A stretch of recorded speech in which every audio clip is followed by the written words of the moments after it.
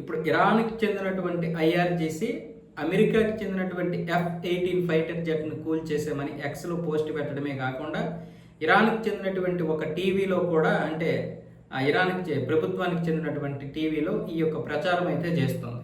దీని గురించి ఇప్పుడు వెంటనే అమెరికాకి చెందినటువంటి సెంట్రల్ కమాండ్ స్పందించింది.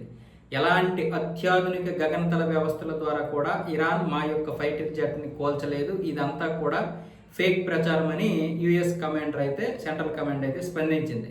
ఇంతకుముందు కూడా ఐఆర్జీసీ ఇదే విధంగా మేము F-35 విమానం మీద దాడి చేశాము ఫైటర్ జెట్ మీద అన్న విధంగా ఐఆర్జీసీ చెప్తే దానికి సెంట్రల్ కమాండ్ ఏమొచ్చేసి ధృవీకరించింది.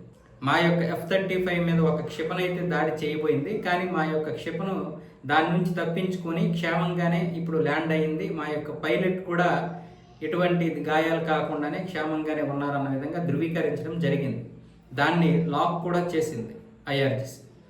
సో ఇప్పుడు ఈ యొక్క విమానం కూల్చేసాం, F-18 యుద్ధ విమానం కూల్చేసామని చెప్పడంతో దీనికి ప్రాధాన్యత ఏర్పడింది.